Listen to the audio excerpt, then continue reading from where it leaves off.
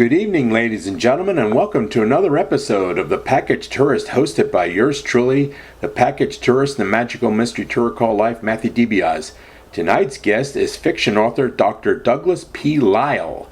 Dr. Lyle resides in Southern California and has written 25 thrillers and contributed to 8 anthologies. He is the author of the Jake Longley series, the Cain Harper series, the Samantha Cody series, the Dub Walker series, and the Royal Pains series. 3 of his works deal with forensic science, and he has written 3 Q&A books about crime fiction.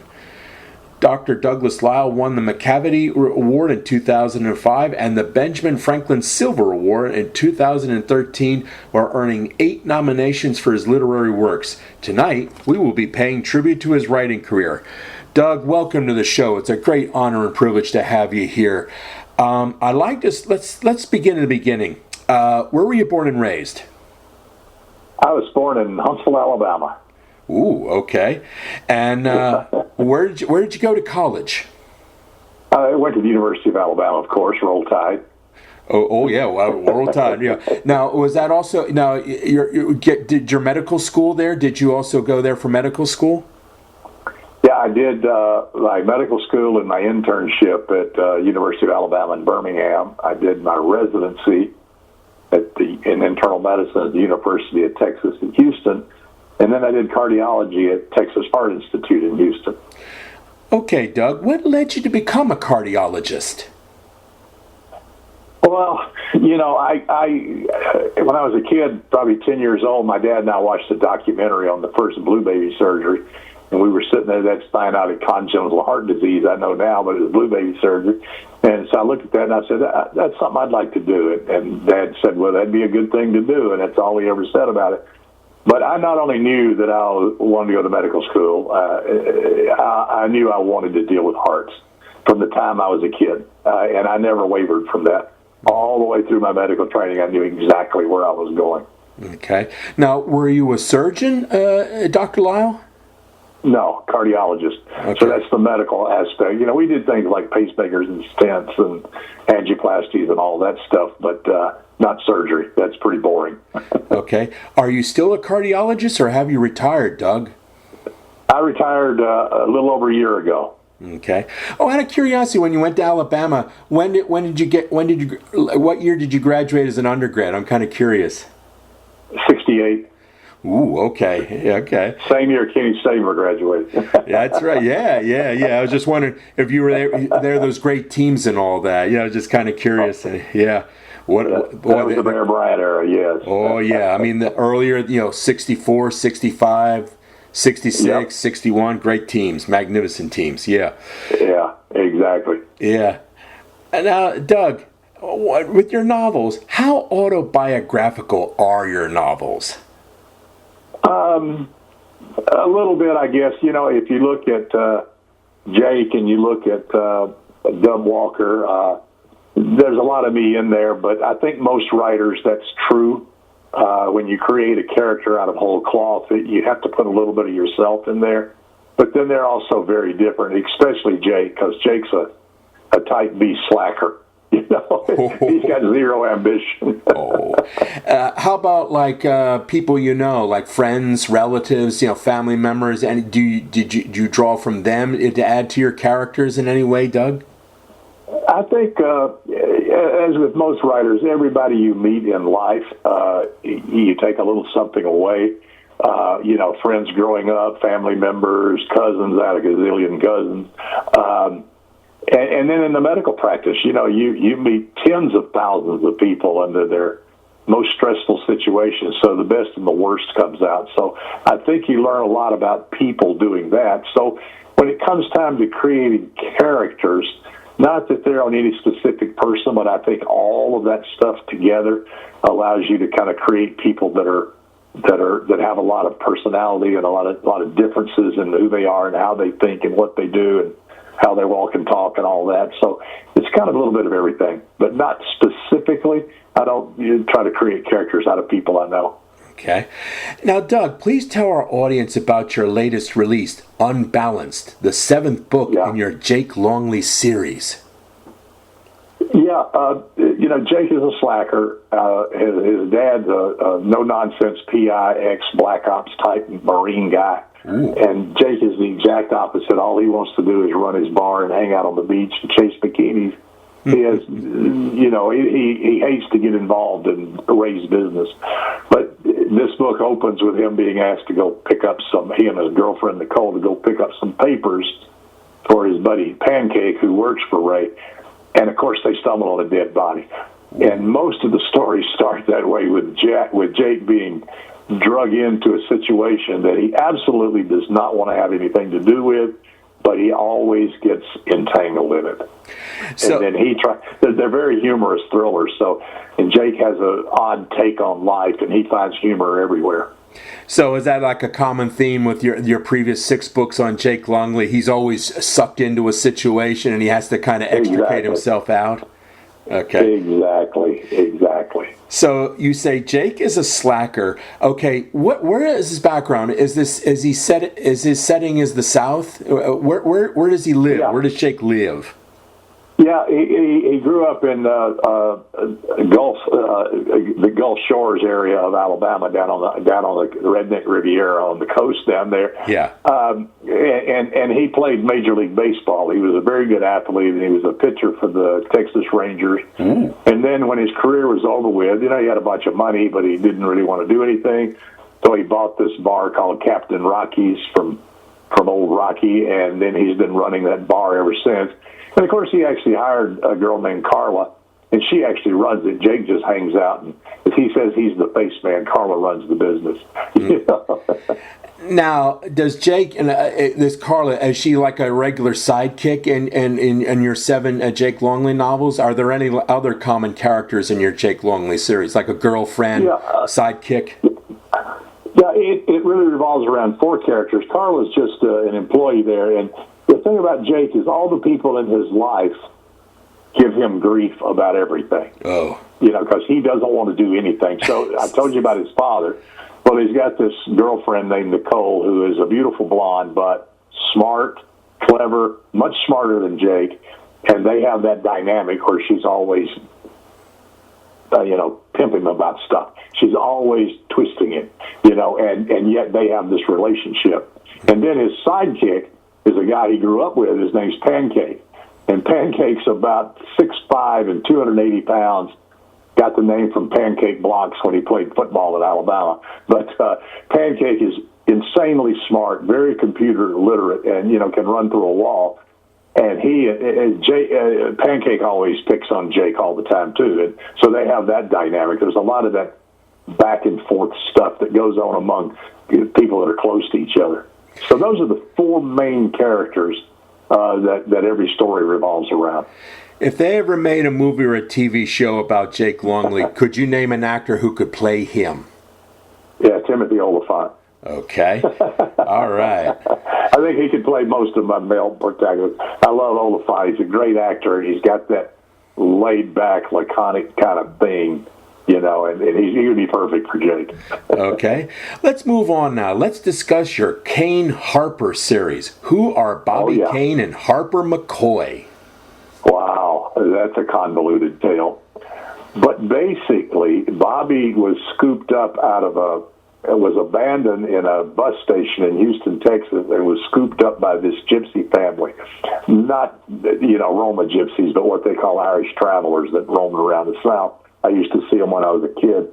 And Harper, about the same time, she's a year older, was purchased from her Cherokee mother for whiskey and money. So basically, Cain and Harper were raised together as siblings by part of this 60-person troupe that moved around, putting on shows, stealing stuff. And Bobby, as a kid, became proficient with a knife. Ooh. In fact, at about 7 years old, he was known as Bobby Blade because he would throw knives, usually at Harper, who was holding stuff. And Harper, so he became very proficient at that, but they also trained him in second story work. Ooh. And Bobby had a knack for getting in and out of places and stealing stuff. He could just sneak into somebody's house while they were asleep, steal money, watches, jewelry, whatever, and get out and never get caught because he had that almost ghost-like quality. Harper, on the other hand, was manipulative. She could con you and could pick your pocket while looking you right in the face. So they had that background. But when they were 12, 13 years old, the family got arrested by the FBI because they had gone across state lines and done a bunch of criminal stuff. They ended up in an orphanage. They were then adopted separately and separated, didn't know where each other was, didn't know their last names anymore. And Bobby ended up going in the military, and they found out he had special skills, that he was good with a knife and he could get in and out of any place.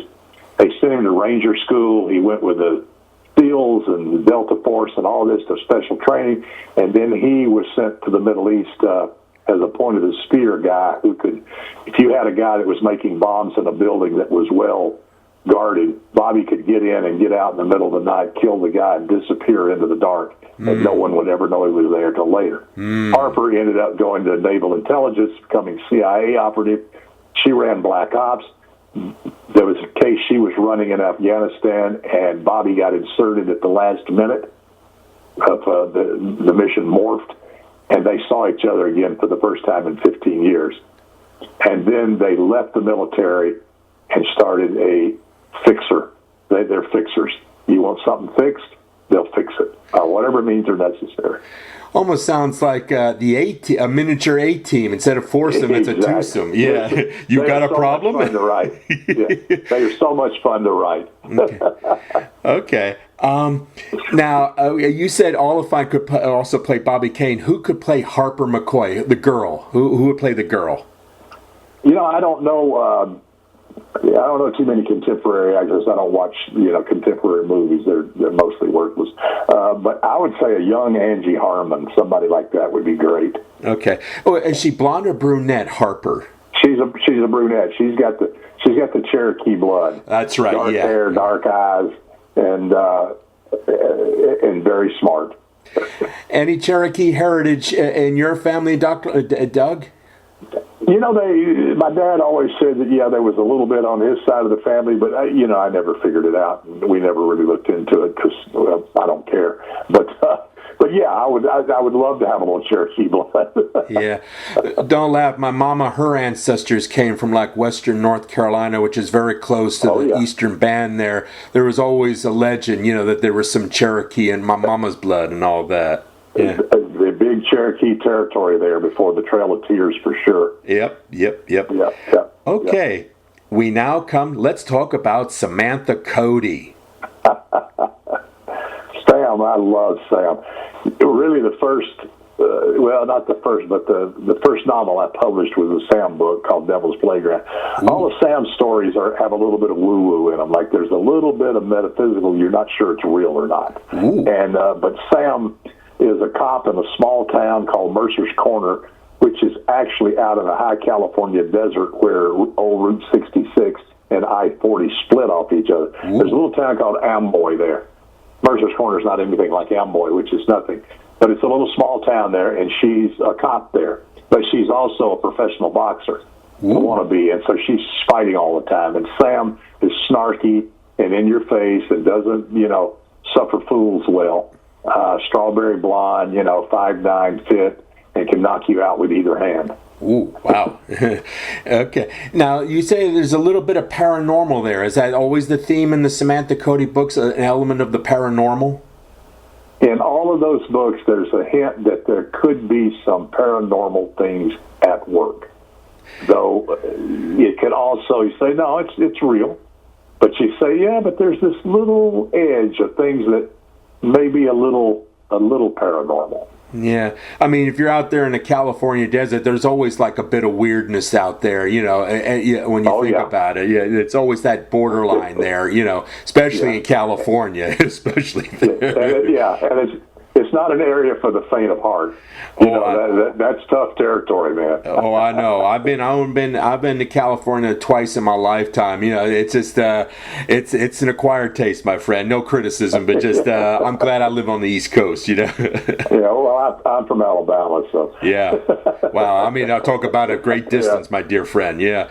I mean. Yeah. Name an actress that could play Samantha Cody if you had to choose, if it became a TV or a movie. Oh, that's an easy one. and actually Sam was written with her in mind. Renee O'Connor. Ooh. She played Gabrielle, Xena's sidekick on the Xena Warrior Princess series. Oh. And Renee, I've known since she was 12 years old, and she's like our surrogate daughter. We love Renee to death. And Renee's like that. She's got a strawberry blonde normally, and she's tough and smart and all those things. But she could be. Sam was written with her as the model, so to speak. Okay. We come now to your Dub Walker series. How and why did you conceive Dub? Well, back then, I was writing a lot of forensics books, like Forensics for Dummies, and my question and answer books have a lot of forensics in them. And I wrote How Done It Forensics for Writer's Digest, even wrote a forensics book for the American Bar Association, go figure. And so I wanted to create a character who was not a cop, but he was an investigator, and he was a forensic expert and crime scene expert. But he had a friend named T. Tommy, and T. Tommy Tortelli. And everybody in the South's got a name. It's really Tommy, but everybody called him T. Tommy. Yeah. And he's a homicide detective, so they're best friends.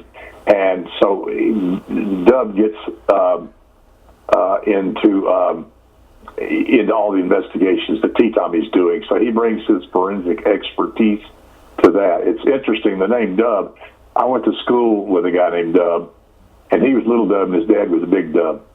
So we also went to school with a guy named Slick, and he was Little Slick, and his dad was Big Slick. So that's the South. What do you got to say? Well, hey, my mama came from the South. I understand it perfectly, right? Or as my great-grandpa used to say, I knowed it, you know, as he used to say. Yep. And I got characters, like I played Little League Baseball for a guy, I don't even know his name, but everybody called him Breadman. Yeah. But then everybody called him Bread. Because his nickname had a nickname. And we played against a guy, the coach, he was Buttermilk. That was his nickname. I don't even know his real name. I grew up with Buttermilk. But everybody called him Milk. So in the South, your nickname has a nickname. Oh, absolutely. Yeah. Now, Dub, is Dub short for something, or is he just plain Dub? No, Dub. I went to, the kid I went to school with, his name was Dub. Okay. And his dad's name was Dub. Okay. Yeah. Now, where is Dub set up? Is he in Alabama? He's in Huntsville. I set that series in my hometown, and that was fun to write about because I hadn't lived there since I went off to college, so I had to go back there and see how it was now. It's huge now. Huntsville's now the biggest city in Alabama. Oh, I know, yeah. Now, Dub, with forensic science, kind of reminds me, remember that TV series in the 70s, Quincy, with Jack Klugman? He was doing... Yeah. Is it kind of sort of like that, too, applying forensic, science, to crime work and all that, the same kind of concept? Yeah, only more so. Quincy was a medical examiner, and that's part of, obviously, the forensic investigation team. But, the forensic science, DNA and ballistics and fingerprints and footprints and all this stuff, hair and fiber. And so Dub gets involved in all of that, so I could bring a lot of that into the stories. Ooh. And I enjoyed that but then I got kind of burned out on forensic science because that seemed to be what I was dealing with all the time. Yeah. And so I wanted to write things that were more about cops and PIs. I love to write about private investigators, like I call Jake a reluctant PI. He ends up being a PI, but he doesn't want to be. Yeah. Now, when did you start writing novels? Okay, you're a cardiologist. Okay, why become a novelist? What led you to do that, Doug? Well, I grew up in the South, and in the South, everybody can tell a story because if you can't, they won't feed you. They just put you out behind the barn and let you wither away. Yeah. So I grew up with storytellers. My whole family, my friends, everybody could spin a yarn. And I could always spin a yarn. But I loved books. I read from the time I was a kid. I still read voraciously. And I said, someday I'm going to do this. Well, about 30 years ago, I'm still practicing full time, 80, 100 hours a week, running around the ERs and cath labs and all that stuff all the time. But I said, if not now, when? So I took a couple of night classes at UCI, University of California, Irvine, which had some incredible instructors there. What's the guy's name that wrote Schindler's List? He was there for a while. T. Jefferson Parker came out of there, out of UCI. But anyway, so I just took some night classes and creative writing, and then joined a writing group and just started writing. And I found out spinning a yarn's easy, writing one's very hard. And so it took a long time to actually learn how to do it. But you've written so many books, I think you've pretty mastered it pretty well, Doug, and my congratulations. Yeah, I just finished my 29th one. Wow. So, okay. Yeah. Now, now we reach the Royal Pain series, which, ladies and gentlemen, it's a USA Network series. How did that come about, Doug? Well, my friend Lee Goldberg wrote Monk and House, and I've consulted with a lot of writers and a lot of screenwriters over the years on getting medical and forensic stuff right, and I helped Lee with all of the Monk books and a lot of the Diagnosis Murder books. If you go there, you'll find my name in a bunch of them. I think there was one of them I didn't help him on, and he put in the acknowledgments, there were no medical or forensic issues in this story, but had there been, I would have called, that kind of thing. So Lee and I have been friends for a long time. So anyway, they wanted somebody to write the tie-in novels for Royal Pains. And Lee, said, I'm not the guy that should do that. They came to him because they love him. And so he called me. He said, you interested in doing this? I said, I don't know, am I? Tell me the good, the bad, and the ugly. Anyway, make a long story short, I said, sure. So I wrote two novels for it, and the first one was very smooth and a lot of fun. The second one, they started sticking their nose in it too much, and it's Hollywood. But but anyway, it was fun. They were two fun books to write. Okay. Now, besides the Royal Pain series, has Hollywood ever reached out to you, or have you reached out to Hollywood to translate your other great works into big screen or TV? Well, yeah, I do have an agent for that, but I've had a couple of nibbles, and there's a project that's more of a nonfiction project that we are looking into right now, and I'll just leave it at that. I can't talk about it, okay. But when you're dealing with that, it isn't over. It isn't over till it's over, and many a slip between cup and lip. I don't rely on anything coming out of Hollywood. Yeah, I know. It's a tricky business. Very tricky. Yeah. That's why I always stick to sports. Exactly. Yeah. Doug, whenever I interview an author on my show, I always love to ask the standard question. When you were growing up, who were your favorite authors? And of those favorite authors, did any of them light the spark inside you to become a writer, or perhaps influence your writing style? There's actually two parts to that. When I was a kid, I remember I'd read, what we call YA novels now, a guy who wins a football game and gets the girl in the end, kind of stupid stuff. Yeah. But I'd never read what I would call a real book. So I'm probably 13, 14 years old, playing junior high school football, and we finished practice, and I would always walk the 3 or 4 blocks from the practice field downtown and go to the library. If I had any homework to do, I'd do it there, and Dad worked at the post office. He'd get off at 5 and come by there and pick me up. It was one of those old Carnegie libraries. Yeah. So I didn't have anything to do, and I'm sitting there. Once I started looking around, I said, well, this place is full of books. So I went over and started looking through the shelves, and I found this book called Journey to the Center of the Earth by Jules Verne. And I pulled it off, and I sat down, and I read like 20 pages, and Dad showed up, and he said, come on, we got to go. I said, well, I'm still reading over there. He said, well, you can take it with you. I said, you can? He said, it's a library. Of course you can. So I got a library card, and I took that book home, and so I devoured Jules Verne, and then I devoured Edgar Rice Burroughs. And then I found Hemingway, and then I found Steinbeck, who I really loved. But later on in life, probably the two people that influenced me the most were Elmore Leonard and James Lee Burke. Totally different writers, but there's so much to learn from both of those guys. Elmore is the master storyteller of clean, lean, and James Lee Burke is the master of poetic writing. And so I love both of those, and I think reading their books for going to school. I learned so much from both of them. Yeah. Now, Doug, please tell our listeners, do you have a website where people can locate your books? I do. It's dplylemd.com. dplylemd.com. You can go there and you can connect to all my books, my podcast, the old radio shows we did, all of that. I have a blog. All that stuff is there. You can find all the books and a lot of other stuff, and you can find out about our Outliers Writing University that Kathleen Antrim and I do, where we teach the next generation of writers. How can people access that Outliers University? Through your website? I mean, can you talk about more about that, the Outliers University, Doug? Yeah, you can. You can go to Outliers with an S, outlierswritinguniversity.com. Basically, Kathy and I started this 2 years ago. We're in our second year. And what we decided is we came from International Thriller Writers, where I ran all the educational programs for them for 15 years, created most of them and ran them. And then we got away from it, and then COVID came along, and Zoom came along, and all that stuff. So Kathy and I said, we need to teach again. We need to teach these young writers how to do this. So we came up with Outliers. Kathy came up with the name Outliers, which I thought was great. And so we went to all of our friends, people who we know that are working, best-selling authors. We require that. They have to be actively working, and they have to be bestsellers, and they have to be good teachers. We know who they are. So we brought in people, like Heather Graham and Jeffrey Deaver and Jim Rollins and Hank Felipe Ryan and Meg Gardner and Allison Brennan. We got all these great authors who teach classes. So we give 2 classes a month every month in our ongoing university.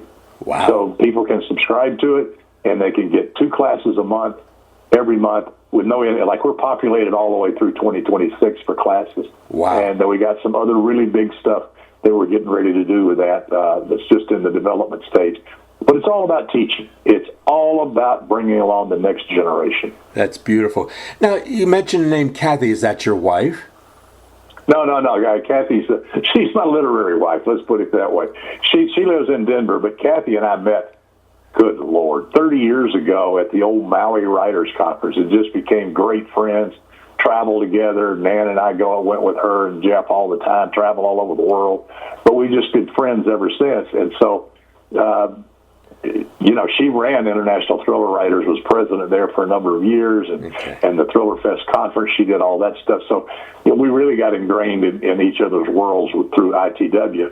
But we knew each other long before that and have been great friends. So when we both started thinking about this and said, okay, let's do it. And we can do it over Zoom now, which makes it's cheaper and we can make it affordable for people. Because it's so expensive to go to conferences. Yes. But we love conferences. Conferences offer things that online can't, like the camaraderie, basically the bar. Yeah. The bar and chit-chat with other writers. Yeah. And that's worth its weight in gold. But if you're there for 4 days, and then where are you? You're back home looking at that blinking cursor. Yeah. So we said, let's just start a school that goes on all the time and keep everybody inspired and educate them. So that's how it all came about. Okay, Doug, last question. What is your next book project, and when can we expect its release? Well, I've just finished the 8th Jake book, and it's going to deal with cryptocurrency and all of that. So that's in the pipeline right now. And then I'm getting ready to start another Cain Harper book.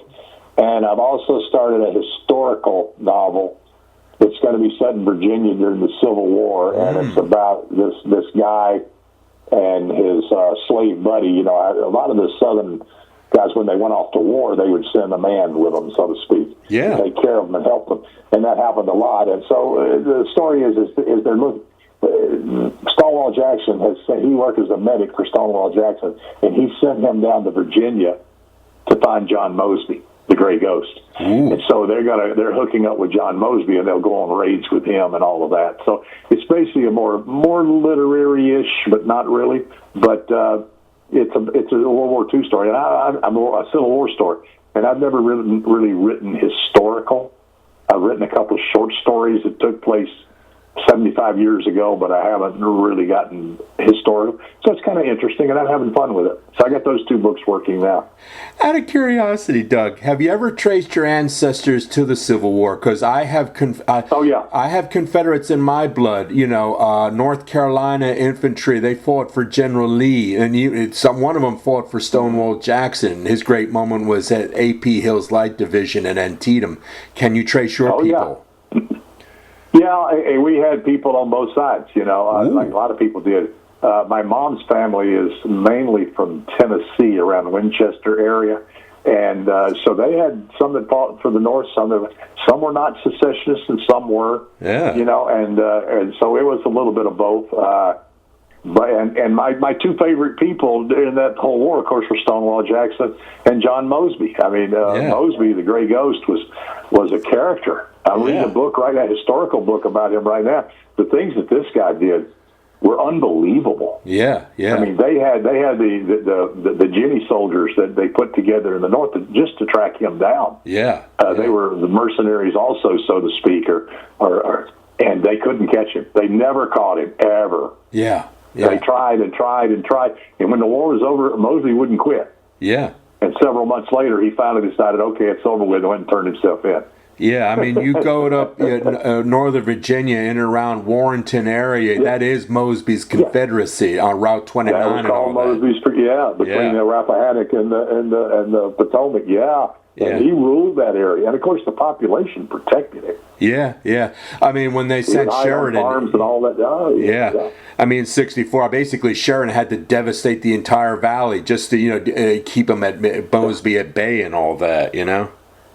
Well, Mosby would do things like he would have his troops. They would scatter. Yeah. And they'd go stay in farms and stuff, and then they would say, "We'll meet back here," and they had plan another raid, wagon trains and all this stuff, and they'd steal horses all the time.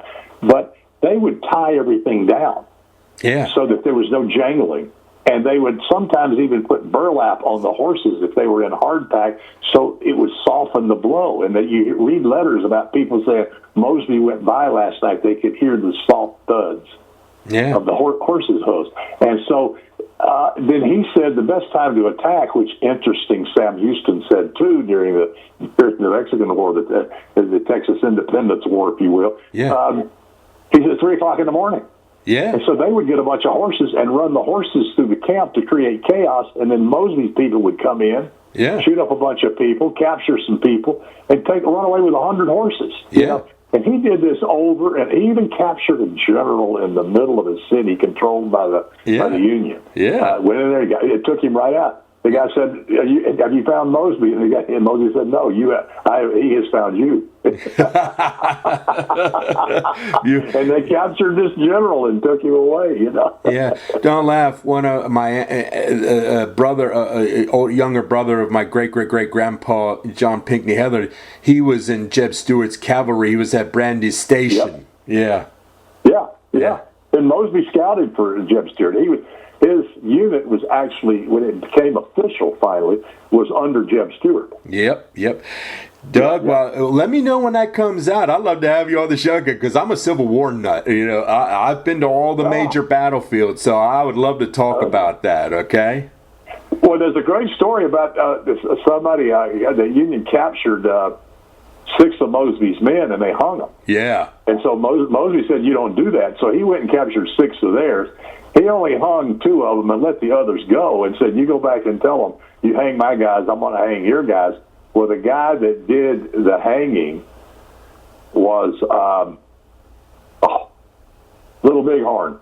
Yeah. I ain't getting old. What's his name? The Little Bighorn. Custer. Yeah. George Armstrong Custer actually hung Mosby's men. Yeah. So he sent them back to Custer and said, "Don't you hang my men anymore." I know. I mean, that's one rare time Sheridan actually had to back down on that. He did. He had to back down. Yeah.